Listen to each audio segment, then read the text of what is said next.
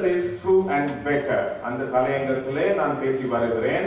இயேசு அவர் உண்மையும் நீதியுமானவர், மேன்மை ஆனவர் என்ற தலையங்கத்தில் நான் பேசி வருகிறேன். கிறிஸ்துமஸ் நாட்களா இருப்பதனாலே இந்த காரியங்களை குறித்து நான் பேசி வரும்படி ஏவப்பட்டதுனாலே கர்த்தர் நிச்சயமாக நம்ம கிருபை கொடுப்பாராக. இன்றைய செய்திக்கு ஆதாரமாக மறுபடியுமாக எபிரேயருடைய நிருபம் 3வது அதிகாரம் 1வது வசனத்துக்கு நாங்கள் திருப்பிக் கொள்ளும்படி நான் வாஞ்சிக்கிறேன். தேவன் கிருபை நிச்சயமாக கொடுப்பாராக. நான் நிச்சயமாக உங்களுடைய வாழ்க்கையில தேவன் கிருபை கொடுக்கிற தேவன் இன்றைக்கு வரைக்கும் கிருபை கொடுத்திருக்கிறார். இனிமேலும் அவர் கிருபை கொடுக்கிற தேவனாகவே இருக்கிறார். மறுபடியுமாக அந்த 1வது வசனத்தை 3வது அதிகாரம் 1வது வசனம் Hebrew chapter 3 verse 1 அந்த வசனத்தை வாசிக்கேற்போமாக. இப்படி இருக்க பரம அழைப்புக்கு பங்குள்ளவர்களாகிய பரிசுத்த சகோதரரே, நாம் அறிக்கை பண்ணுகிற அப்போஸ்தலரும் பிரதான ஆசாரியருமாய் இருக்கிற கிறிஸ்து இயேசுவை கவனித்து பாருங்கள். தகப்பனே, இந்த அருமையான மாலை வேளைக்கு நன்றி செலுத்துகிறோம். எங்கள் மத்தியிலே இன்றைக்கும் நீர் வல்லமையாய் கிரியை நடப்பிக்கிற நல்ல ஆண்டவரே, எங்கள் மத்தியிலே கடந்து வருவீராக. வார்த்தையுடைய உண்மைகளை எங்களுக்கும் ஆண்டவரே கேட்கின்ற ஒவ்வொரு பிள்ளைகளுக்கும் நீர் வெளிப்படுத்துவீராக. நான் சமூகத்தில் ஒப்புக் கொடுப்பேன். தேவ வல்லமை கடந்து வரட்டும் ஆண்டவரே. எல்லா துதிகளும் மகிழ்ச்சியாக செலுத்துகிறோம். மேற்ப இயேசு மூலம் ஜெபிக்கிறோம். இந்த நாளில் இந்த வசனம் முடியும் போது நாம் அறிக்கை பண்ணுகிற அப்போஸ்தலர் என்று இயேசுவை குறிக்கப்பட்டிருக்கிறது. அதைத் தொடர்ந்து பிரதான ஆசாரியமா இருக்கிற இயேசுவை கவனித்து பாருங்கள். இந்த ஒரே ஒரு வார்த்தையை குறித்து அன்றைக்கு நான் பேசலாம் என்று வாங்கிட்டேன். அந்த பிரதான ஆசாரியரா இருக்கிற இயேசு. இயேசுவுக்கு ஏகப்பட்ட நாமங்கள் கொடுக்கப்பட்டிருக்கின்றன. அவர் நீதிபரர், சத்தியபரர், உண்மை உள்ளவர், நீதி உள்ளவர், பரிசுத்தர், உன்னதமானவர், பெரியவர், இப்படியாக நிறைய பேர் கொடுக்கப்பட்டிருந்தாலும் அவர் பிரதான ஆசாரியர் என்று கூட அழைக்கப்படுகிறார். ஏன் பிரதான ஆசாரியராக இயேசுவை கவனித்து பார்க்க வேண்டும் என்று எழுதுகிறார் பவுல் எழுதுகிறார் என்றால் எபிரேயர் நிருபத்துக்கு இந்த வேதத்தில் நீங்க பார்த்தீங்க என்றால் முதல் பிரதான ஆசாரியர் ஆரோன். ஆனா அவரை குறித்து எழுதவில்லை. ஆரோனை கவனித்து பாருங்கள் எழுதவில்லை. அதுக்கு மாறாக பிரதான ஆசாரியா இருக்கிற இயேசு கிறிஸ்துவை நீங்கள் கவனித்து பாருங்கள். நான் போன வாரம் சொன்னது போல கவனித்து பார்க்கிற இந்த காரியம் உன்னிப்பாக, அதாவது கண் இமை மூடாதபடி பார்க்க வேண்டும் என்று தேவன் விரும்புகிறார். அவரை கவனித்து பாருங்கள். ஒரு செய்கையை கவனித்து பாருங்கள். அவருடைய பேச்சை கவனித்து பாருங்கள். அவர் வாழ்ந்த வாழ்க்கையை கவனித்து பாருங்கள். நீங்க அழகாக இந்த நிருபத்தின் ஆசிரியர் அழகாக தெளிவாக எழுதுகிறார். ஏன் எழுதவில்லை ஆரோனை குறித்து என்று சொன்னால், அந்த நாட்களில் பிரதான ஆசாரியா இருந்த பழைய ஏற்பாட்டுக்கு ஆசாரியர் எல்லாரும் அவருடைய பங்கு எல்லாம் பார்வைக்கு செய்த காரியங்கள் என்னையும் உங்களையும் என்னுடைய ஆத்துமாய் இளைப்பாறுதலுக்கு எடுத்து செல்லவில்லை. அது பாதியிலே நிப்பாட்டப்பட்டது அல்லது முழுமை அடையவில்லை. அது சரியாக செய்யாததினாலே இன்றைக்கு வேதம் கூறுகிறது கிறிஸ்து இயேசுவை நோக்கி பாருங்கள். ஏனென்றால் அவர் முழுமையாக செய்து முடித்த தேவன். பழைய ஏற்பாட்டை பார்க்கும் போது அங்கே நாங்கள் ஆசாரியத்துவத்தில் இருந்து எல்லாரையும் பார்க்கும் போது அவர்கள் வருஷா வருஷம் ஆலயத்துக்கு வருகிறார்கள். அங்கே பலி செலுத்தப்படுகிறது. பண்டிகைகள் கொண்டாட்டங்கள் கொண்டாடுகிறார்கள். இந்த காரியம் ஒன்றும் என்னையும் உங்களையும் கிறிஸ்துவனிடத்திலே கொண்டு போய் சேர்க்கவும் முடியாது. என்னுடைய ஆத்துமாக்களை இளைப்பாறுதலில் கொண்டு போக முடியாது. ஆனா எல்லாவற்றையும் செய்து முடித்த கிறிஸ்து ஒருவர் இருப்பதனாலே அவரை நோக்கி பாருங்கள். அதனால் தான் இயேசு வாழ்ந்த நாட்களில் நீங்கள் என்னிடம் விசுவாசம் வையுங்கள், என்னிடம் விசுவாசம் வையுங்கள், கிரியையினால் அல்ல, எனக்கு உங்களுக்கு கொடுக்கிற மேலான கிருபையினாலே அவர் ரட்சித்தார். அதனால்தான் இந்த பிரதான ஆசாரியா இருக்க இயேசுவை கவனித்து பாருங்கள். வேதத்திலே பார்க்கும்போது ஏன் பிரதான ஆசாரியை நான் கவனித்து பார்க்கணும்? 3-4 முக்கிய காரணம் இருந்தாலும் என்னுடைய உங்களுடைய விசுவாசம் எல்லாம் முதலாவது நாங்கள் செய்கிற அல்லது அன்றைக்கு அவங்க செய்த அந்த சடங்குகள்ல அல்லது பண்டிகைகள்ல அல்லது அவங்க வழிபட்டு வந்த அந்த கொண்டாட்டங்களிலே அல்ல, இயேசுவிலே என்னுடைய உங்களுடைய விசுவாசம் இருந்தது. இன்றைக்கு நாங்கள் பார்க்கிறோம் பல சபைகளிலே பல கிறிஸ்தவர்கள் இதை கலப்படம் செய்து மிக்ஸ் பண்ணி தங்களுடைய வாழ்க்கையை நடத்தி வருகிறார்கள். பழைய ஏற்பாட்டோட தங்களுடைய வாழ்க்கையை நடத்தி செல்வதனால இன்றைக்கும் கொண்டாட்டங்கள், பண்டிகைகள், காரியங்களை வைத்து கிறிஸ்து இயேசுவோட இணைக்கப்படுவதை நாங்கள் பார்க்கிறோம். அது மிகவும் தவறான சொல்லிக்கொள்ள வாஞ்சிக்கிறேன். ஏனென்றால் வேதத்தின் அடிப்படையில் தவறு. கிறிஸ்து இயேசு எல்லாவற்றையும் ஒழிக்கும்படியாக அவரே செய்து தன்னுடைய உயிரை கொடுத்து என்னுடைய உங்களுடைய காரியங்களை மாற்றி அமைக்கும்படியாக வந்தவர். மத்திய மதங்களை பார்க்கும் போது அந்த மதங்கள் இதைத்தான் எனக்கு உங்களுக்கு கற்றுக் கொடுக்கின்ற உலகத்துல நீ இது செய்ய வேண்டும், இந்த சடங்கு செய்ய வேண்டும், இந்த காரியம் செய்ய வேண்டும், இது செய்தால் நம்முடைய வாழ்க்கையில மோட்சம் போடலாம் என்று அங்கே அவர்கள் அறை கூறுவதை நாங்கள் பார்க்கிறோம். ஆனால் வேதம் அதுக்கு மாறாக இயேசுவே நீ விசுவாசம் வை, அந்த விசுவாசமானது உன்னை பரலோகத்துக்கு கொண்டு போறக்கு வழிகளை ஏதுவாக இருக்கும், உண்டு பண்ணும் என்று வேதம் கூறுகிறது. புதிய ஏற்பாட்டில் வார எனக்கும் உங்களுக்கும் வேதத்திலே 3 முக்கியமான சடங்குகள் செய்ய வேண்டும் என்று விரும்புகிறார். எல்லா இடத்திலையும் பார்ப்போம்னா இயேசு சொல்லப்பட்ட காரியம் அல்ல. மத்திய காரியங்களை பார்க்கும்போது வேதம் தெளிவாக கூறுகிறது. ஞானஸ்தானம் கண்டிப்பா வேண்டும் எல்லோருக்கும், திருமண சடங்குகள் வேண்டும் எல்லோருக்கும், அது மாத்திரமல்ல திருவிருந்து காரியங்கள் வேண்டும். இது முக்கியமான சடங்குகள் புதிய ஏற்பாட்டிலே. இதை தவிர மற்ற யாவரும் மனுஷனால் உண்டு பண்ணப்பட்டவைகள், அவனுக்கு லாபமான காரியங்கள், அதை கொண்டு கிறிஸ்துவோட கலக்கப்பட்டு இன்றைக்கு சபைகளிலே அது கலப்படமாக மாறி இருக்கின்றது. அது எந்த உலகத்தில் இருக்கலாம், இங்கே இருக்கலாம், எங்கே இருக்கலாம், இன்றைக்கு அது கலப்படம் இருந்தால்தான் கிறிஸ்துவை பிரதிபலிக்காதபடி தம்முடைய வாழ்க்கை நடத்தி வருகிறார்கள். அப்ப கொண்டாட்டங்களோ பண்டிகைகளோ இந்த காரியம் என்னையும் உங்களையும் கிறிஸ்துவை இருக்க போவது கிடையாது. அதுக்கு மாறாக கிறிஸ்துவை நாங்கள் விசுவாசம் வைக்க வேண்டும். இந்த ஆசாரியத்தை நீங்க சரியாக புரிந்து கொள்ள வேண்டுமா இருந்தால் இந்த சடங்கு சமாச்சாரம் எல்லாவற்றையும் பழைய ஏற்பாடு நீங்க பார்க்க வேண்டும். அதனால்தான் இதை குறித்து பேசுகிறேன். இன்னொரு காரியம் அவர் செய்தார்கள் பழைய ஏற்பாட்டிலே. அவர் ஆலயத்திலே வாஞ்சியா இருந்தால், கட்டடத்திலே வாஞ்சியாக இருந்தார்கள். நானும் நீங்களும் ஆராதிக்கிற தேவன் இவ்வளவு பெரிய வல்லமையுள்ள தேவன் இந்த சின்ன கட்டத்திலே அவர் வசிப்பது கிடையாது. ஆனா மோசேக்கு சொல்லி கொடுத்தார். அவர்கள் கடந்து சென்ற பாதைகளிலே அங்கே ஆசாரிப்பு கூடாரத்தை உண்டு பண்ணினார்கள். அந்த ஆசாரிப்பு கூடாரத்தில் தேவன் மறைமுகமா காரியங்களை கற்றுக் கொடுத்தார். மேக ஸ்தம்பமாக, அக்னி ஸ்தம்பமாக கடந்து சென்றார். நான் இங்கே தங்குற ஆண்டவர் கிடையாதப்பா, நான் மூவ் பண்ணக்கூடியவர், நான் அசைவாடக்கூடியவர், ஜீவன் உள்ள தேவனை கற்றுக் கொடுத்தார். ஆனா அவருடைய மண்டையில் அதை ஏறாத காரணத்தினாலே அங்கே ஆலயத்தை கட்டி அங்கே தேவனை அடைத்து வைத்தார்கள். அதுதான் இன்றைக்கு மற்ற மதங்கள் செய்து வருகிறார்கள். ஆனா நானும் நீங்களும் ஆராதிக்கிற தேவன் கட்டடத்திலே கிடையாது. இந்த கட்டிடம் தேவனுடைய ஆராதனைக்காக பயிற்சி பண்ணி இருக்கிறோம். அதுதான் இந்த கட்டத்துக்குள்ள ஆண்டவர் இருப்பார்கள். வெளியில நீங்க என்ன காரியத்தை செய்கிறீர்களோ, அது இந்த ஆலயத்துக்கு வரும்போது நீங்க எப்படி அழகாக பரிசுத்தமான காரியத்தோட இருக்கிறீர்களோ அதுதான் நாம் நீங்களும் வெளியிலே செய்யப்பட வேண்டும். இங்க வந்தா நல்லா இருந்து விட்டு ஆலயத்துக்கு போகும்போது வெளியிலுமே என்னுடைய வாழ்க்கை மாறுமா இருந்தால் என்னுடைய உங்களுடைய நம்பிக்கை எல்லாம் எங்கே இருக்கிறது? இந்த கட்டடத்துக்குள்ளே இருக்கிறது. ஆனா நான் நீங்களும் ஆராதிக்கிறவர் ஞாயிற்றுக்கிழமைக்கு மாத்திரம் தேவன் அல்ல, அவர் 7 நாளைக்கும் அவர் தேவனாய் இருக்கிறார். அந்த தேவன் நீங்க சரி. அதனால்தான் பழைய ஏற்பாட்டுக்கு ஆசாரியர் காரியம் எல்லாம் இப்படியாக ஆலயத்திலே கட்டடத்திலே இப்படியாக செய்து வந்தார்கள். அந்த காரியம் ஒன்றும் என்னுடைய வாழ்க்கையில என்னுடைய ஆத்மாவை இளைப்பாற்றலை கொண்டு போக முடியாது. என்னுடைய விசுவாசம் எல்லாம் இயேசுவிலே இருப்பதை மாத்திரமே ஒன்றித்த தவிர ஆசாரியரிலே அந்த நம்பிக்கை வரக்கூடாது. பழைய ஏற்பாட்டு காலத்துல பாத்தீங்கன்னா எல்லாரும் ஆசாரியர் நம்பி இருந்தார்கள். 2க்கும் உடைய வித்தியாசம் நான் காண்பிக்கும்படியா கடந்து வர விரும்புகிறேன். பழைய ஏற்பாட்டிலே ஆரோனை தெரிந்து கொண்டார் தேவன் லேவி கோத்திரத்தில் இருந்து.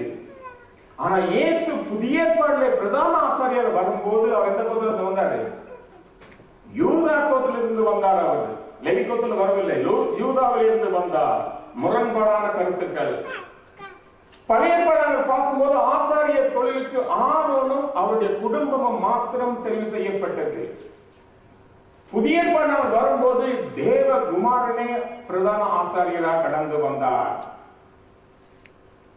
பழைய ஏற்பாடு பார்க்கும்போது அங்கே முதலிலே அந்த மனுஷன் ஆசாரிய தனக்கு பலி செலுத்தப்பட வேண்டும், தன்னுடைய பாவத்திற்காக பலி செலுத்தப்பட வேண்டும்.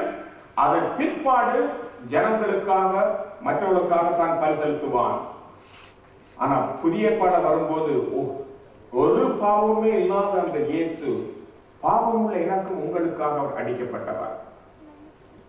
பழைய ஏற்பாடு உள்ள ஆசாரியர் அந்நிய ரத்தத்தோட வருஷந்தோறும் பிரதான ஆசாரிப்பு கூடத்தை கடந்து செல்வான். நாள்தோறும் ஆராதனை செய்ய வேண்டும் என்று போடப்பட்டிருக்கிறது வேதத்துல. பாவங்களை ஒரு காலம் நிவர்த்தி செய்யப்படாத பலிகளாலே அவன் கடந்து செல்வான். அந்த பாவத்தை மன்னிக்க முடியாத, அழிக்க முடியாத பலிகளை செலுத்தி சும்மா அதாவது சொல்லுவாங்க பேருக்காக செய்யற காரியங்கள் அதை செய்து பலிகளாலே செலுத்தி வருவார்கள். அநேக தினம் செய்து வருவார்கள். ஒரு வருஷத்துக்கு மறுபடியும் அடுத்தவர் செய்து வருவார்கள். ஆனா புதிய ஏற்பாடு ஆசாரியராக இயேசு ஒரே பலியை செலுத்தினார். அந்த ஒரே பலியினாலே நாங்கள் பாவங்கள் நீக்கப்பட்டது. அவருடைய ரத்தம் பரிசுத்தமாக்கப்பட்ட ரத்தமா இருப்பதனால் அந்த ரத்தத்திலே வல்லமை உள்ளதுனாலே அந்த ரத்தம் பாவத்தை தீர்த்து வைத்தது. அவர் வருஷா வருஷம் தீர்க்கிறது கிடையாது. ஒரே முறை பலியானதாலே அவர் பூரணப்படுத்தியுள்ள தேவனாகவே இருக்கிறார். பழைய ஏற்பாட்டு ஆசாரியர் போடப்பட்ட தன்னுடைய 2 தோள்களிலேயும் 12 கோத்திரத்தை உள்ள கற்கள் பதிக்கப்பட்டு அவருடைய நாமங்கள் தரிக்கப்பட்டு அதை போட்டுக்கொண்டு வர வேண்டும் அவர். ஆனா புதிய ஏற்பாடுல வேதம் சொல்லுது நானும் நீங்களும் இயேசுனுடைய உடன்படிக்கையோட இணைக்கப்பட்டவளா இருக்கிறோம். ரோமர் 11:17 வாசிக்க போமாங்க. ரோமர் 11:17. Roman chapter 11 verse 17.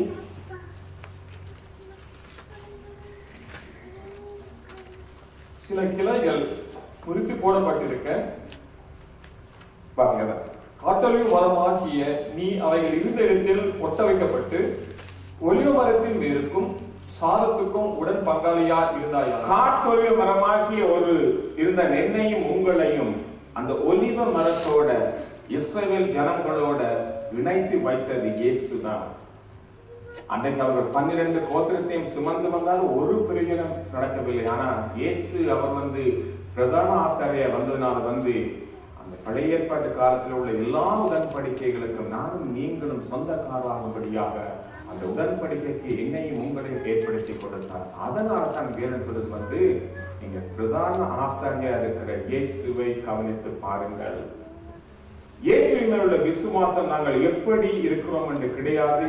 என்னுடைய வாழ்க்கை எப்படி இருந்தாலும் அவருடைய ரத்தமானது எல்லாவற்றையும் எப்படிப்பட்ட மனுஷனா இருந்தாலும் அவனை சுத்திகரித்து குணமாக்க கூடியது அந்த இயேசுடைய ரத்தம். பழைய ஏற்பாட்டு காலத்திலே ஆடுகள் வெட்டப்பட்டது, கடாக்கள் வெட்டப்பட்டது, இப்படியாக வெட்டப்பட்டு வந்ததுனால அந்த அந்நிய ரத்தங்கள் ஒன்றும் என்னுடைய உங்களுடைய பாவங்களை தீர்க்க இயேசுடைய ரத்தம் அந்த பாவத்தை தீர்த்து கொடுத்ததுனால அந்த இயேசுவே மேன்மையானவராக இருப்பதனால் அவரை கவனித்து பாருங்கள் என்று வேதம் கூறுகிறது.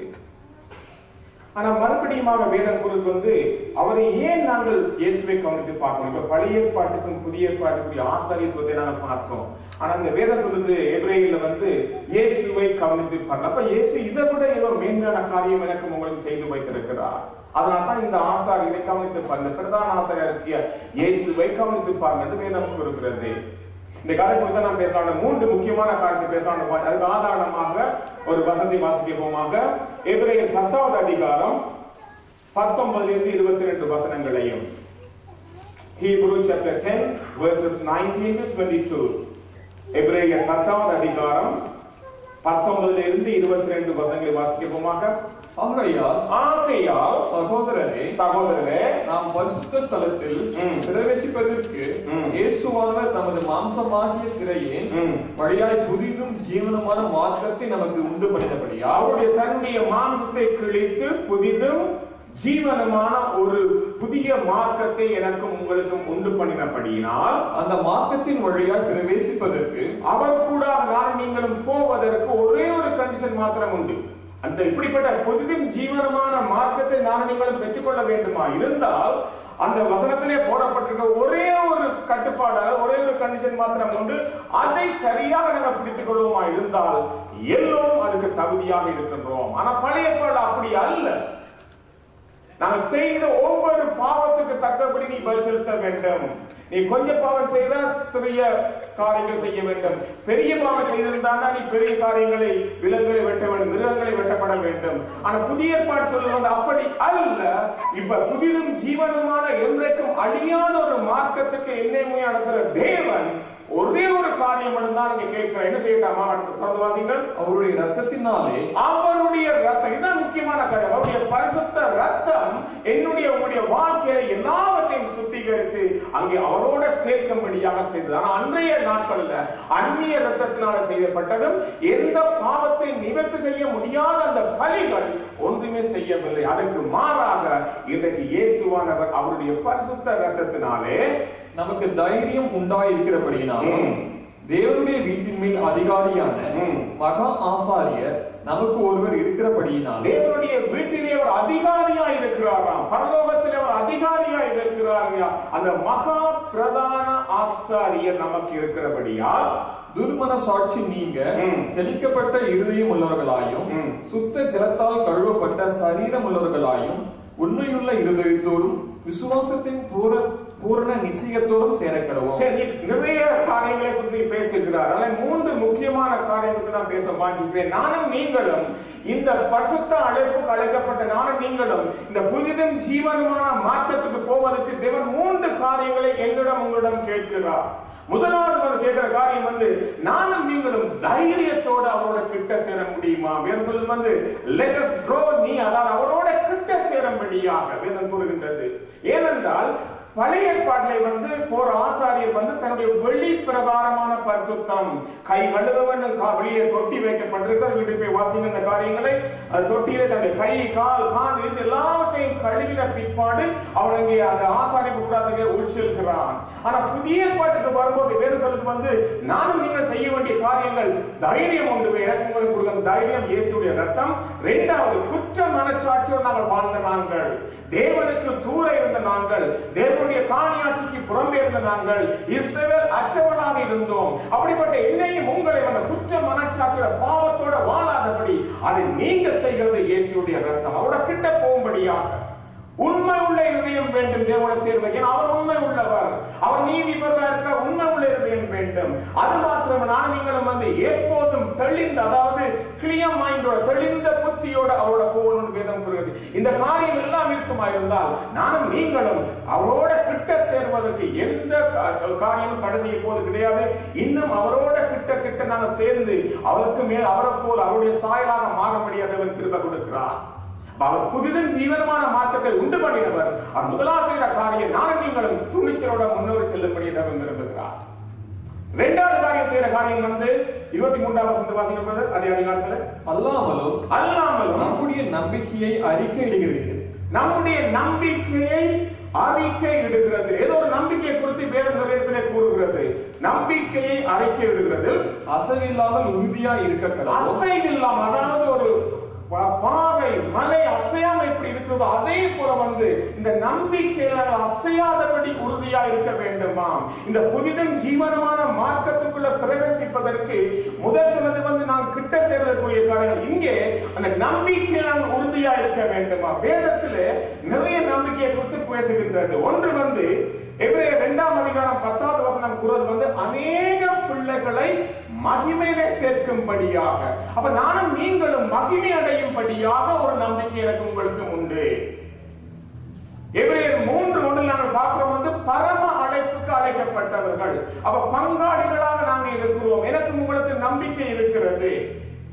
எபிரேயர் 9:28 சொல்லுவது இயேசு இன்னும் ஒரு ரட்சிப்பு கொடுப்பாராம். அதனால இரண்டாம் தரம் வரும்போது பாவம் இல்லாமல் வருவார் என்ற ஒரு நம்பிக்கை எனக்கும் உங்களுக்கும் உண்டு. எபிரேயர் 13:14 கூறுவது நாங்கள் தங்கி இருக்கிற இந்த உலகமானது நாடோடி மாறி இருக்கிறோம், நிரந்தரம் கிடையாது. அதனால வரப்போகிற தேசத்தை நாடி தேடி நாங்கள் எதிர்பார்த்து கொண்டிருக்கிறோம். இந்த சொல்லப்பட்ட இந்த 4 முக்கியமான நம்பிக்கைகளும் இந்த உலகத்துக்குரியது அல்ல, மாறாக பரலோகத்துக்குரியதாக மாறப்பட்டிருக்கிறது. அதனால் தான் உன்னை மகிமை அடைவாய், நீ அநேகம் பிள்ளைகளை ரட்சிப்புக்குள்ளே கொண்டு வரும்படி உன்னை மகிமையை சேர்ப்பாரா இருந்தால் இந்த காலத்து வாழ்க்கை அல்ல, அவர் வரக்கூடிய வாழ்க்கையை பேசுகிறார். எதற்குறது வந்து பரம அழைப்புக்கு பங்காளிகளா இருக்க வேண்டுமா இருந்தால் அங்கதான் எனக்கும் உங்களுக்கும் பங்காளி காரியம் உண்டு, பங்கு உண்டு. பாவம் இல்லாமல் வருவதா இருந்தால் அவரோடு நானும் நீங்கள் போக போறோம். வரக்கூடிய காரியம் இங்கே நிரந்தரமா தங்குவது கிடையாது. அதனால வந்து வரப்போகிற காரியத்தை நாங்கள் நாடி தேடி அந்த பரம எருசலேமை நோக்கி நாங்கள் காத்திருக்கிறோம். இந்த காரியங்கள் எல்லாவற்றையும் எபிரேயர்ல குறிப்பிட்ட காரியம் எல்லாம் இந்த நம்பிக்கையில நான் நீங்களும் ஜாக்கிரதையா இருக்க வேண்டுமாம், அதிலே உறுதியாக அசையாம இருக்க வேண்டுமா. அதனால தான் இந்த 4 முக்கியமான காரியங்களை இயேசு பேசினால்தான் இங்கே பவுல் பேசுகிற அந்த காரியத்தை குறித்து இயேசுவை குறித்து இயேசு உயிரோடு இருந்த காலத்துல ஒரு காரியத்தை சொன்னார். வாசிக்கப்பமாக யோவான் 18ஆம் அதிகாரத்துல 36 இருந்து 38 வரைக்கும். John chapter 18 verses 36 to 38. யோவான் 18 36 இருந்து 38 வரைக்கும் வாசிக்க போகும். இயேசு பிரதியுத்தரமாக, இயேசு இங்கே கடைசி கட்டத்துக்கு இயேசு வந்து விட்டார். அவரை கூட்டிக் கொண்டு வந்து இங்கே கொண்டு போய் அங்கே கொண்டு போய் கடைசியாக பிலாத்துக்கு முன்பாக கொண்டு வருகிறார்கள். அப்ப இயேசு இங்கே பிரதி உத்தரமாக யாருக்கோ சொல்லுகிறார், சொல்லப்பட்ட காரியம் பிரதி உத்தரமாக, என் ராஜ்யம் இவ்வுலகத்துக்குரியதல்ல. நான் எப்ப சொல்லிவிட்டேன், என்னுடைய ராஜ்யம் இவ்வுலகத்துக்குரியது அல்ல. என் ராஜ்யம் இவ்வுலகத்துக்குரியதானால், என்னுடைய ராஜ்யம் இந்த உலகத்துக்குரியதானா இருந்திருக்குமானால், நான் யூதரிடத்தில் ஒப்புக் கொடுக்கப்படாதபடிக்கு என் ஊழியக்காரர் போராடி இருப்பார்கள். என்னுடைய ஊழியக்காரர்கள் போராடி இருப்பார்களே. அவரை சுற்றி எத்தனையோ ஏராளமான ஜனங்கள் இருந்த பொழுது, அவரை பிடிக்கும்படியாக ரோமர்கள் வந்த பொழுது அவர்களை எதிர்த்து போராடும்படி இயேசு சொல்லி இருப்பாரே. ஆனா இயேசுவே சொல்ற அந்த காரியத்தை நான் சொல்லவில்லை. ஏன்? இப்படி இருக்க என் ராஜ்யம் இவ்விடத்திற்குரியது அல்ல என்றார். இவ்விடத்திற்குரியது அல்ல. அதனால் தான் நான் சொன்னேன், 4 நம்பிக்கை எனக்கும் உங்களுக்கும். இந்த உலகத்துக்குரிய காரியத்தை குறித்தான் பல காரியங்களை நாம் கேட்டு வருகிறோம். செய்திகளை பல இடத்துல பேசுறத கேட்கிறோம். உனக்கு இயேசுவிட போனா உனக்கு கண்ணீர் துடைப்பார், உனக்கு கவலை போக்குவார், உனக்கு வீடு கொடுப்பார், கார் கொடுப்பார், காரியங்களை பேசுவது காரியம். அவர்கள் வேதத்தை சரியாக அறியாதனாலே, இந்த பிரதான ஆசிரியருடைய நோக்கத்தை அறியாதனாலே வேதம் குறித்து வந்து அவர் அதை குறித்து பேசவில்லை. இது கொடுப்பார் நிச்சயமா, இல்லைன்னு சொல்லவில்லை. இம்மைக்கும் மறுமைக்கும் அவர் உரியவராக இருக்கிறார். ஆனா வேதம் குறித்து வந்து நான் இங்கே வந்தது இந்த உலகத்துக்குரியது அல்ல, என்னுடைய காரியம் எல்லாம் அங்கே, அதாவது அதனுடைய ராஜ்யம் எல்லாம் வந்து இனி வரக்கூடிய காரியம், இனி வரக்கூடிய காரியம் இந்த உலகத்துக்குரியது அல்ல. என் ராஜ்யம் இனி வரப்போகிறது. அந்த ராஜ்யத்தில் நீ பங்கெடுக்க வேண்டும், பங்காளியா மாற வேண்டும், மகிமையிலே சேர்க்கப்பட வேண்டும், அவரோட ஆளுகை செய்ய வேண்டும். அந்த வாஞ்சதான் இங்கே பேசுகிறார். அப்பொழுது பிலாத்து அவரை நோக்கி, அப்ப பிலாத்து கேட்கிறார், பிலாத்து அந்த காரியத்தை சொன்னார். பிலாத்து திருப்பி கேட்கிறார், பிலாத்து அவரை நோக்கி, அப்படியானால் நீ ராஜாவோ என்றார். நீ ராஜாவோ? ராஜா தான் ராஜ்யத்தை குறித்து பேசுவார்கள். அதனால கேட்கிறான் வந்து நீ ராஜாவோ என்று கேட்கிறார். இயேசுவை பார்த்து இயேசு பதிலளிக்கிறார். இயேசு பிரதியுத்தரமாக, நீ சொல்லுகிறபடி நான் ராஜா தான். நீ சொல்கிறபடி நான் ராஜா தான். சத்தியத்தை குறித்து சாட்சி கொடுக்க நான் பிறந்தேன். சத்தியத்தை குறித்து நான் சாட்சி கொடுக்கும்படியாக, உலகத்துக்கு நான் யார் என்பதை வெளிப்படுத்தும்படியாக இந்த பூமிக்கு நான் வந்தேனே தவிர நான் இந்த உலகத்துக்குரியவன் அல்ல. சாட்சி கொடுக்க வந்தேன். இதற்காகவே இந்த உலகத்தில் வந்தேன். சத்தியவான் எவனும் என் சத்தம் சத்தியவான் எவனும் என்னுடைய சத்தத்தை கேட்கிறார். சத்தியவான்களா இருக்கிற நானும் நீங்களும் சரியாக பயத்தை அறிந்து கொண்டு இருப்பாயிருந்தால் இந்த நம்பிக்கை தான் உனக்கு பலம் கொடுக்கும். இந்த சத்தியவான் எவனும் என்னுடைய சத்தத்தை கேட்கிறான். அவருடைய சத்தத்தை கேட்காவிட்டால் இந்த உலகத்திலே நாங்கள் வாஞ்சியா இருப்போம், உலகத்தை நாடி தேடி ஓடுவோம். ஏனென்றால் அவருடைய வேதம் கூறுகிறது, தேவனுடைய பரிசுத்த வேதம், அவருடைய திரு வசனங்கள் கூறுறது வந்து என்னுடைய காரியம் இந்த உலகத்துக்குரியது அல்ல. என்னை பின்பற்றுகிறவர்கள் சத்தியவான் எல்லாரும் என்னுடைய சத்தத்தை மாத்திரம் கேட்பார்கள். பிலாத்து என்ன சொல்றாங்க? வாசிப்பா அடுத்த வசனம். அதற்கு பிலாத்து சத்தியமாவது என்ன என்றான். இந்த உலகத்திலே நிறைய பேர் தெரியாதபடி இருக்கிறார்கள். சத்தியமாவது என்றால் என்ன என்று அவனே கேட்கிறான். சகோதரியே, நீ அதற்காகத்தான் நீ அழைக்கப்பட்டாய். இந்த உலகத்துல சத்தியம் தெரியாத ஜனங்களுக்கு நீ சத்தியம் சொல்லும்படியாக அழைக்கப்பட்டாய். அன்னைக்கு பிலாத்து தன்னுடைய வாயால கேட்கிறான். இவர் என்ன சத்தியமான சொல்றாரே, கேட்கிறான் அவனே, சத்தியம் என்றால் என்ன? முதல்ல எனக்கு தெரியுமா நீங்க யோசிச்சு பாருங்க. நம்ம ஒவ்வொருவருக்கும் இந்த சத்தியம் என்றால் என்னன்னு தெரியுமா? மாதவேளை தேவன் நம்மோட பேசக்கூடிய பிரதான ஆசாரியராக அன்றைக்கு எந்த பலியும் என்னையும் உங்களையும் அவரோட ஈடு கொடுக்க முடியவில்லை, அவரோட இணைக்கவில்லை, அவரோட சேர்க்க முடியவில்லை. ஆனா புதிய ஏற்பாடாக இருக்கிற இயேசு அவரே பலியாகி பெரிய சமாளியத்தை கொடுத்திருக்கிறவங்க நாட சொல்ற வந்து இந்த சத்தியத்தை அறிவிக்கும்படியாக நான் சகோதரனை உன்னை அழைத்திருக்கிறேன், சகோதரி உன்னை அழைத்திருக்கிறேன். இன்றைக்கு உங்க நிலைமை எப்படி இருக்கிறது சிந்தித்து பார். இந்த சத்தியத்தை குறித்து ஒரு சரியான வெளிப்பாடு உண்டோ, இல்ல உலகத்தை குறித்தா நீ கவலையா இருக்கின்றையோ? உங்களுடைய வாழ்க்கையில தேவனோட இடைபெடுவாராக வரக்கூடிய நம்பிக்கையை குறித்து பேசுகிறார். நீ என்னோட கிட்ட சேர்வதற்கு அவருடைய கஷ்ட ரத்தம் துணையா இருக்கிறது. நம்பிக்கையை நீ உறுதியோட அசையாதபடி வைக்க வேண்டுமா இருந்தால் நீ என்னுடைய சத்தியத்தை நீ சரியாக புரிந்து கொள்ள வேண்டும். சத்தியவான் எவனும் என் சத்தத்தை கேட்கிறான். மத்தேயு 22ஆம் அதிகாரத்தில் இந்த சம்பவம் போடப்பட்டிருக்கிறது. அங்கே பிலாத்து வந்து இயேசு இப்படி சொன்ன உடனடியாக ஒரு வார்த்தை கூறுகிறான். அவன் சொல்றான் வந்து, இந்த நீதிமானுடைய இரத்தப்பழிக்கு நான் பாத்திரவாளன் அல்ல. குற்றவாளியாக கொண்டு வந்து நிறுத்துகிறார்கள். அவனை குற்றவாளியாகவே இயேசுவை கண்ணோக்கி பார்க்கிறான் பிலாத்து. ஆனா இயேசு இந்த வார்த்தைகளை பேசின உடனடியாக அவனுடைய வாயிலிருந்து வார்த்தை வருகிறது, இந்த நீதிமானுடைய ரத்தம். இதுக்கு முன்பதாக வந்து குற்றவாளியை கொண்டு அவர் கண்ணோட பார்க்கிறான்.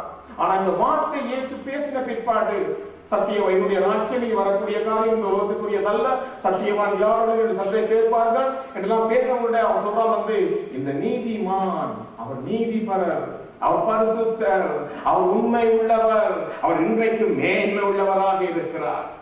அதனால ராட்சியம் வந்து நீ இயேசுவை கவனித்து பார்ப்பார், அவரை கவனித்துப்பார், அவருடைய காரியங்களை கவனித்துப்பார். இந்த மாதவரை தேவன் நம்மோட பேசுவதனால தேவன் நம்மோட நிச்சயமாக இடைப்படுவாராக. அவர் சிலுவைக்கு போவதற்கு முன்பதாக அவருக்கு அதிகாரம் உள்ளவராக இருந்தார். சிலுவையை கொண்டு போய் நிறுத்துகிறார்கள் பிலாத்து முன்பதாக. ஆனா இயேசு உயிரோட அவர் சராசரியாக ஃப்ரீடமாக சுயாதீனமாக திருந்த பொழுதெல்லாம் வந்து அவர் வல்லமை உள்ளவராக இருந்தார். மார்க் 2ஆம் அதிகாரத்திலே சம்பவத்தை விட்டு போய் வாசிங்கள். அங்கே வேத பாரகர் உட்கார்ந்து இருக்கிறார்கள், பரிசேயர் சரிசேயர் உட்கார்ந்து இருக்கிறார்கள். இயேசு ஒரு வீட்டில் பிரசங்கித்துக் கொண்டிருக்கின்றார். அவன் பிரசங்கத்திக் கொண்டிருக்கும் போது வந்து திடீரென பார்த்தா அந்த வீடு முழுவதும் நிறைந்து விட்டார்கள். வெளியில ஃபுல்லா ஆட்கள் உட்கார்ந்து இருக்காங்க. அப்ப திடீரென 4 பேர் வந்து ஒரு மனுஷனை மேலே ஓடெல்லாம் பிரித்து கீழே இறக்குறார்கள். வந்து எப்படியாவது சுகம் கொடுக்க வேண்டும் என ஆட்கள் எல்லாம் வழிகளையும் அடைத்திருப்பதனால அப்ப அவர் கொண்டு வந்தவுடனே இயேசு ஒருவர் வந்து, உன் பாவம் மன்னிக்கப்பட்டது, நீ போ சொல்றார். சொன்ன உடனடியாக அங்கே இருக்கிற வேத பாரகர்கள், வேதத்தை நன்கு அறிந்தவர்கள், வேதத்தை கருத்து குடித்தவர்கள், ஆனா ஆழமான சத்தியம் தெரியாதவர்கள், என்னுடைய சத்தியவான் சத்தியத்தை கேட்பான் சொன்ன அந்த கூட்டத்தில் அவர் இருக்கவில்லை. அதனால அவர் தங்கள் இதயத்திலே சிந்தித்துக் கொண்டிருந்தாங்க. வேதம் வீட்டு வாசி அழகா போட்டு அவர் இதயத்திலே சிந்தித்துக் கொண்டிருந்தாங்க. இவருக்கு என்ன அதிகாரம் உள்ளது? தேவன் ஒருவருக்கு அதிகாரம் உண்டு பாவத்தை மன்னிப்பதற்கு.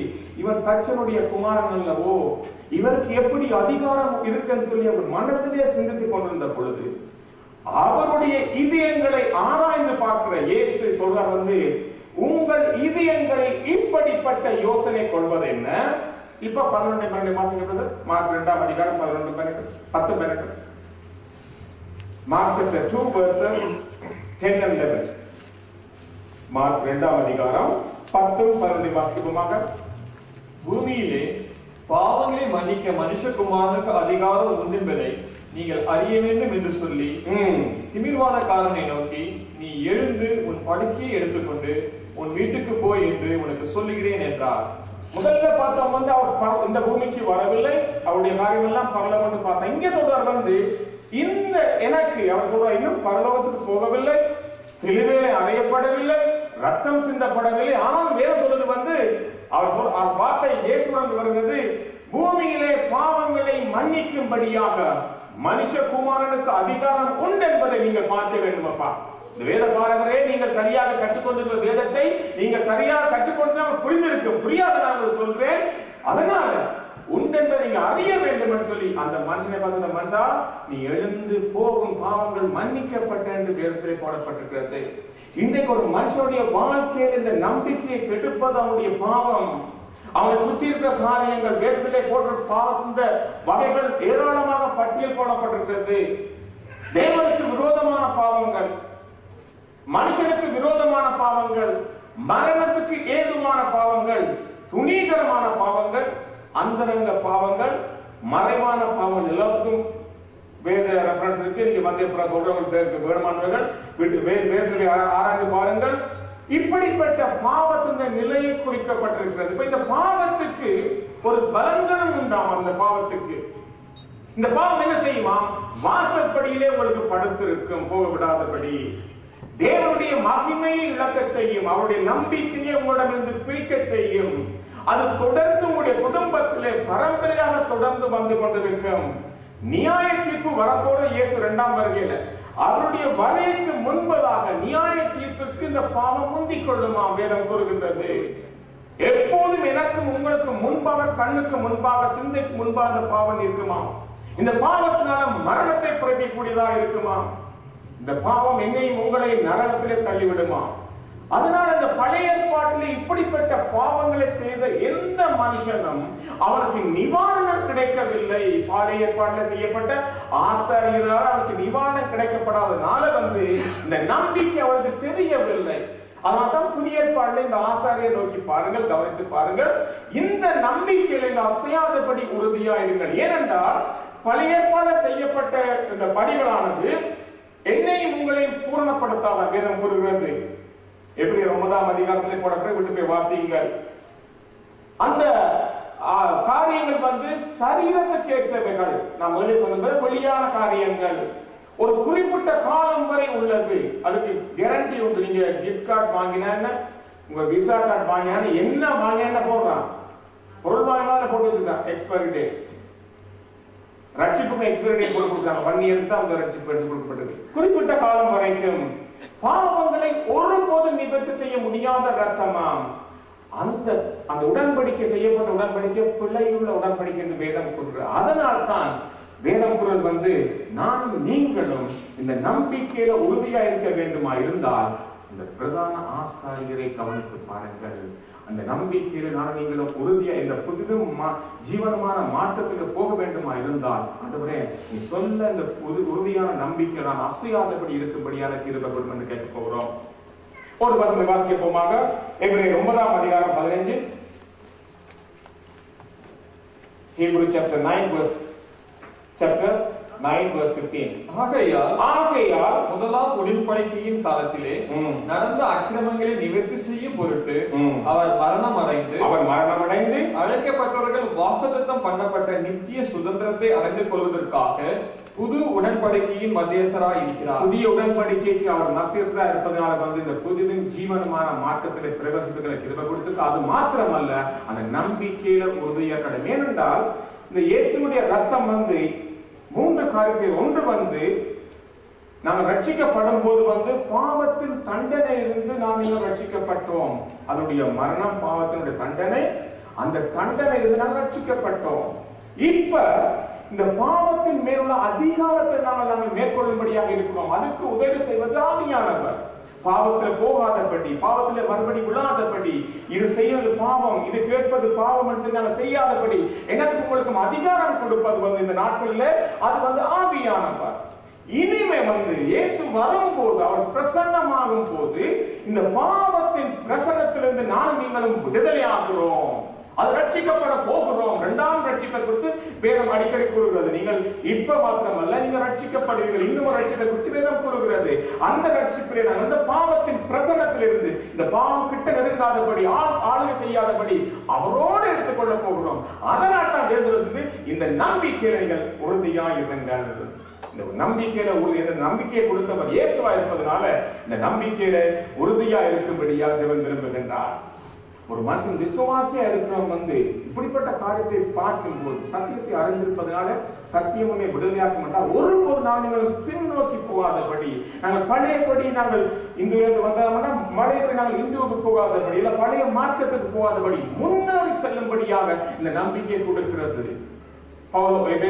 பிலிப்பி சபைக்கு போவதும் எழுதுறாங்க, நான் எல்லா பின்னான காரியங்களை மறந்து முன்னால் நோக்கி நான் ஓடுகிறேன், எனக்கு ஆசையாக தொடர்ந்து ஓடுகிறேன். இவ்வளவு பெரிய நம்பிக்கை தேவன் கொடுத்திருக்கிறாரே. புது ஜீவனமான மாற்றத்தை உண்டு பண்ணவர் இந்த நம்பிக்கையை கொடுத்து, இந்த நம்பிக்கையில் அசையாதபடி உறுதியாக இருக்கும்படியாக அவர் விரும்புகிறார். கடைசியாக மூன்றாவது காரியம் தேவன் வந்து ஒருவர் மேல் ஒருவரில் அன்பு செலுத்தட்டாம். இதுலயும் நம்பிக்கையா இருக்கட்ட. வாசிப்போமாக எபிரேயர் 10ஆம் அதிகாரம் 24ஆம் வசனம். மேலும் அன்புக்கும் நற்கிரியைகளுக்கும் நாம் ஏவப்படும்படி ஒருவரை ஒருவர் கவனித்து சபை கூடியவர்களை சிலர் விட்டுவிடுவது போல நாமும் விட்டுவிடாமல் ஒருவருக்கொருவர் புத்தி சொல்ல கடவோம். புத்தி சொல்ல கடவோம். ஏன்னா இன்னைக்கு வந்து புத்தி சொல்லும்படியாக அழைக்கப்பட்டமே தவிர புத்தியை குறித்து தவறாக பேசும்படி அல்ல. இந்த நம்பிக்கை குறித்து தவறாக பேசும்படி அல்ல. சபையை கூடுதலை விட்டுவிடாது இருக்க வேண்டுமா இருந்தால் சபையை குறித்து தெரிந்திருக்க வேண்டும். இந்த சபையை குறித்து நீங்கள் வரும்போது சபை என்பது வந்து எல்லோரும் சேர்ந்து இருக்கிற காரியம். தனிப்பட்ட சபைகளும் உண்டு, மனவாட்டியான சபைகளும் உண்டு, சேர்ந்து ஆராதிக்கிற சபைகளும் உண்டு. நாங்கள் வரக்கூடிய பரலோகத்தில் போகக்கூடிய அவருடைய சபையாகிய மனவாட்டியும் குறித்து போடப்பட்டிருக்கிறது. அப்ப இங்க இந்த இதுல குறிப்பிட்ட காரியம் வந்து நாங்கள் இந்த உலகத்தில் ஒன்றாக ஐக்கியப்படுகிற சபையை குறித்து போடப்படுகிறது. அப்ப சபையில நோக்கம் உண்டு என்று சொன்னால் நான் சபையில என்னத்தை பெற்றுக் கொள்வேன் என்று மாத்திரம் அல்ல, நான் சபைக்கு என்ன செய்ய முடியும் என்ற நோக்கத்தில் வர வேண்டும். அப்படி வரும்போது தான் நான் ஒருவருக்கு ஒரு புத்தி சொல்லுவோம். நீ இருந்து விட்டாய், நீ எழும்பி வா, நீ பழையபடி காரியத்தை செய்ய சொல்லி சொல்லுவதற்கு காரணம் என்னென்றால் நாங்கள் கீழே விழுந்து விடாதபடி அந்த அன்புக்கும் நற்கிரியைக்கும் ஏவப்படுகிறோம். அதான் சபையுடைய காரியம். அப்படி செய்யாதபடி நாம் இருப்போமா இருந்தால் சபை கூடி வருவதை சிலர் விட்டு விடுவது போல நாமும் விட்டு விடுவோம். இந்த நம்பிக்கை இழந்து விடுவோம். புதுவின் ஜீவனமான மாற்றத்தை கொடுத்ததை வீணாகி விடுமே. அதற்கு தான் பவுல் தெளிவாக எழுதுகிற அந்த காரியத்தை கொடுத்து அப்ப அவர் பிரதான ஆசாரியரா இருப்பதனால் ஆண்டவரே இந்த சபையை குறித்து இவ்வளவு பெரிய காரியத்தை வைத்திருக்கிறேன். சபையை நான் சொல்லும்போது வந்து அவருடைய மனவாட்டியாக என்னையும் உங்களை ஒரு மனுஷனுடைய வாழ்க்கையில கிட்ட சேரும்படியான தைரியம் கொடுக்கிறவர், நம்பிக்கையில உறுதியா இருக்கிறவர், சகோதர சிநேகிதத்தில் ஐக்கியப்படும்படியாக விரும்புகிறார். கடைசியாக வாசிப்பமாக வெளிப்படுத்தல் 1 அதிகாரம் 6வது வசனம். நம்மிடத்தில் அன்பு நம்மிடத்தில் அன்பு கூர்ந்து தமது இரத்தத்தினாலே தம்முடைய இரத்தத்தினாலே நம்முடைய பாவங்கள நம்மை கழுவி நம்முடைய பாவங்கள் எல்லாவற்றையும் கழுவி தம்முடைய பிதாவாகிய தேவனுக்கு முன்பாக அவருடைய பிதாவாகிய தேவனுக்கு முன்பாக நம்மை ராஜாக்களும் நம்மை ராஜாக்கள் என்பது இந்த உலகத்துக்குரிய காரியம். ராஜா உலகத்திலே ஆளுகிறவன். இங்கே சொல்லப்பட்ட ராஜா உலகத்தை ஆளுகிற அதிகாரம் உள்ளவர்கள். எதில் அதிகாரம் உள்ளவர்கள்? நாங்கள் பாவத்தை மேற்கொள்ளாதபடி அதிகாரம் இருக்கிறோம். இருளின் அதிகாரத்திலிருந்து ஆளுகை செய்யும்படியாக அதிகாரம் உள்ளவராக இருக்கிறோம். அப்ப ராஜாக்களாக மாற்ற அவருடைய பிதாக்கு முன்பாக, அதனால்தான் பிதாவை விட்டு பிரிந்திருந்த என்னையும் உங்களையும் அவர் பலியாகி மறுபடியும் அந்த பிதாக்கு முன்பாக கொண்டே நிறுத்துகிறார். என்னையும் உங்களை எப்படி நிறுத்துகிறாரா? பாவி என்ற அல்ல, இவன் கள்ளன், திருடன், கொலையாளி, குற்றவாளி என்று சொல்லி அல்ல, ராஜாக்களாக முதலாக நிறுத்துகிறார். இரண்டாவது செய்கிறார், ஆசாரியராக நிறுத்துகிறார். ஆசாரியர் என்பது வந்து அவரோட கிட்ட அந்த பழைய ஏற்பாட்டிலே பார்க்கிற ஆசாரியர் தேவனுக்கு மனுஷனுடைய சார்பிலே தேவனோட கிட்ட போய் செய்கிற ஊழியங்கள், தேவனோட கிட்ட செய்கிற காரியங்கள். அப்ப ஆசாரியராக அவரோட கிட்ட செய்கிற காரியங்கள், அவரை போல காரியங்கள், அவரை போல உருமாற்றங்கள், அவரை போல சாயல்கள், இதிலே நான் நீங்களும் இருக்கும்படியாகவும் அவருக்கு மகிமையும் வல்லமையும் என்றென்றைக்கு உண்டாயிருப்பதாக. இப்படி செய்த தேவனுக்கு மகிமை வல்லமை என்றைக்கு இருப்பதாக.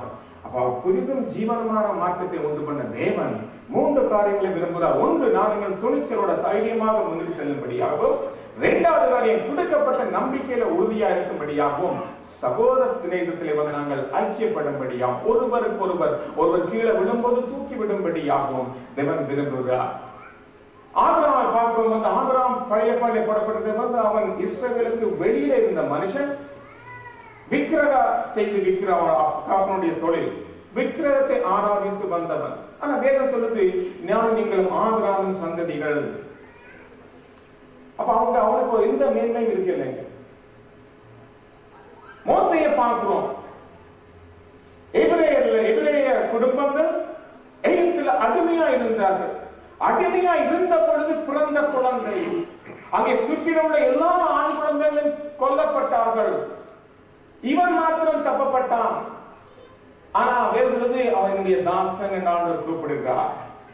அப்ப அந்த கொல்லப்பட்ட ஜனங்கள் பாவிகளா அல்லது இவன் நல்ல மனுஷனா? தாவீதை பார்க்கிறோம். 1000 100 மடங்கு மேய்ப்பர்கள் அந்த இடத்துல இருந்திருப்பாங்க அந்த நாட்களில். ஆனா ஒரே ஒரு மேய்ப்பனை தேடி வருகிறார். வந்து சொல்றார், நீ என்னுடைய சிநேகிதன், அவங்களை பிரியமாயிருக்கிறேன், என்னுடைய ஜனங்களை நீ ஆட்சி செய்யும்படி அந்த இஸ்ரவேலுக்கு ராஜாவாக மாத்திர நாங்கள் பார்க்கிறோம். என்னுடைய குடும்பத்திலே 4 பேர், எனக்கு அண்ணன் உண்டு. நான் கடைசி குடும்பத்தில் 8 பேர்ல நான் கடைசி. எனக்கு அண்ணன் 4 பேர் உண்டு. இத்தனை பேர் மத்தியில நான் மேன்மையான போறான் இல்லை. இந்த உண்மையை நான் அறிந்து கொண்டேன். இந்த உண்மையை அறிந்ததுனால் நான் விடுதலை பெற்றேன். அதான் உண்மை. வேற ஒரு காரியம் எனக்கு எந்த மேன்மை என்னை பார்க்கவில்லை, எந்த காரியம் தேவை என்னை பார்க்கவில்லை. அதே போல நான் சொல்லப்பட்ட இந்த பெரிய பரிசுத்தங்களை பார்க்கவில்லை. எதை பார்த்தார்? அவர் கிருபையாக கொடுத்த பெரிய ரட்சிப்பு. இந்த ரட்சிப்பு என்னுடைய பெருமை சொல்லிக்கொள்ள 2006ஆம் ஆண்டு ஊழியருக்கு வந்த பொழுது நான் கை நிறைய சம்பாதித்தேன். கிட்டத்தட்ட $68,000 வந்து மாத சம்பளம். $7,000 எனக்கு போனஸ் ஒவ்வொரு வருஷம் கொடுப்பார்கள். கொக்கோ கோலாவிலே நான் மேனேஜராக வேலை செய்தேன். எனக்கு கார் இருந்தது, வீடு இருந்தது, பிள்ளைகள் இருந்தது, சொத்து இருந்தது, பணம் இருந்தது, எல்லாம் இருந்தது. ஆனால் தேவன் நான் சரியாக அறியவில்லை. அவரை அறிந்தபொழுது ரட்சிக்கப்பட்டேன். அதற்கு பிற்பாடு அவருடைய சத்தியவான் யாவரும் அவருடைய சத்தத்தை கேட்பார்கள். அந்த சத்தத்தை நான் அறிந்தேன். சத்தத்தை அறிந்ததுக்காக சகோதரர்களே, உனக்காக ரட்சிக்கப்படும்படியாக, உன்னை இந்த நம்பிக்கையில கொண்டு சேர்க்கும்படியாக இவ்வளவு பாடுபட்டு தண்ணியை ஒப்பு கொடுத்தது. என் சொல்வது வந்து கிறிஸ்து பாடுபடவும் தமது மகிமையில பிரவேசிக்கும்படியாகவும் அவர் வெளிப்பட்டார். சிலுவையில பாடுறார். ஆனா எனக்கும் உங்களுக்கு ஒரு வார்த்தை வருகிறது, கிறிஸ்துவோட நீங்க கூட பாடுபட்டால் அவர் எப்படி பாடுபட்டு சிலுவையில அறையப்பட்டு மகிமையில செய்தாரோ அதே போல நானும் நீங்களும் மகிமைப்படும்படியாக தேவன் செய்வாராம். இவ்வளவு பெரிய சிவாக்கியத்தை விட்டு அந்த அருமையான மாலை வேளையில அது சத்தியவான்களா இருக்க நானும் நீங்கள் அவருடைய கண்களுக்கு முன்பாக நான் ராஜாக்களாக ஆசாரிகளாக என்னை மாற்றி வைத்தது. அவருக்கு முன்பாக ஒரு விஷயங்களை தாழ்த்தி வந்தவர், இப்படிப்பட்ட ஒரு ரட்சிப்பை கொடுத்தவர் இயேசு நீர் ஒருவர் தான் ஆண்டவர். என்னுடைய பாவத்தை கழுவி சுத்திகரித்தவர், நான் போகிற பாதையில் என்னை மீட்டுக் கொண்டவர். நீரே சத்தியபரர், நீரே நீதிபரர், நீரே உண்மை உள்ளவர், நீரே மேன்மை உள்ளவர். அந்த நிச்சயத்தோட மாறி எழுந்திருக்க போறோம். கர்த்தர் நம்ம மத்தியிலே அசைவாடும்படியா, ஒரு விஷயம் நம்மோடு இடைப்படும்படியா, இந்த வார்த்தையுடைய வல்லங்கள் எனக்கும் உங்களுக்கு கிரிய செய்யும்படியாக, உலகத்தை காரியத்தை நாங்கள் நோக்கி பார்த்து மனுஷங்கள் தலையை குனிந்தபடி வாழ்க்கைகள். ஏனென்றால் பூமிக்குரிய காட்சி நாங்கள் பார்க்கும் போது என்னுடைய வாழ்க்கையில தலை குனிவு உண்டு. பரலோகத்தை நோக்கி பார், நம்பிக்கையை நீ நோக்கி பார். உன்னை பங்காளிகளாக வைத்திருக்கிற தேவன் அவருடைய பெரிதான வரக்கூடிய காரியத்தை குறித்து பேசி, இந்த உலகம் எனக்கு சொந்தது அல்ல, நான் வரும்போது 2ஆம் தரம் வரும்போது நான் பாவம் இல்லாமல் நான் தரிசனமாக சொன்ன தெய்வத்தை நோக்கி பார்த்தாயா? உன்னை கிட்ட சேர்க்கும்படியாக தைரியம் கொடுத்தவர், இந்த நம்பிக்கையில அசையாதபடி உறுதியா இருக்கும்படி பலத்தை கொடுக்கிறவர், சகோதர சிநேகத்துல நற்கிரிய செய்யும்படியாகவும் என்னையும் உன்னையும் அழைத்தவர். கிறிஸ்துவோட கூட பாடுபடுவாயா இருந்தால் அவரோட கூட மகிமையில நீ ஆட்சி செய்வாய். அந்த நிச்சயத்தோட இந்த மாதங்களில் ஒரு விஷயங்களை தாழ்த்தி தேவ சமூகத்தில் ஒப்புக் கொடுக்க. நன்றி பலி பீடம் கட்டுவோம், நல்ல தெய்வம் நன்மை செய்தார். நன்றி பலி பீடம் கட்டுவோம், நல்ல தெய்வம் நன்மை செய்தார். நன்மை ஆயிரங்கள் சொல்லி சொல்லி பாடுவேன். நன்மை ஆயிரங்கள் சொல்லி சொல்லி பாடுவேன். நன்றி தகப்பனே, நன்மை செய்தீரே.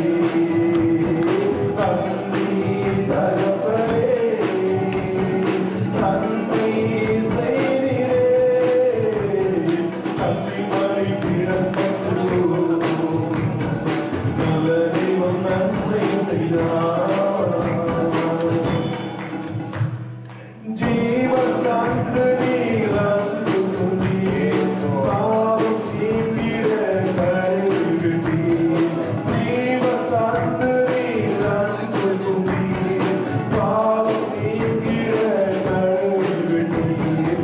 உமக்கென வாழ பிரித்தெடுத்து உமது ஊழியம் செய்ய வைத்தீர். உமக்கென வாழ பிரித்தெடுத்து உமது ஊழியம் செய்ய வைத்தீர். நன்றி தகப்பனே, நன்மை செய்தீரே. நன்றி தகப்பனே, நன்மை செய்தீரே. நன்றி பலி பீடம் கட்டுவோம், நல்ல தெய்வம் நன்மை செய்தார்.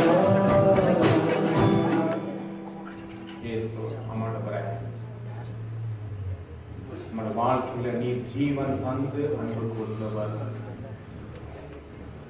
பாவம் அனைத்தையும் கழுவி விட்டவர், நமக்கு முன்பாக ராஜாக்களாக ஆசாரியர்களாக எங்களை மாற்றி பரலோகத்திலே வாசமாய் இருக்கிற அன்பு தெய்வமே, இந்த மாதங்களில் உங்களை அன்போடு இருக்கிற அழைத்தோம்.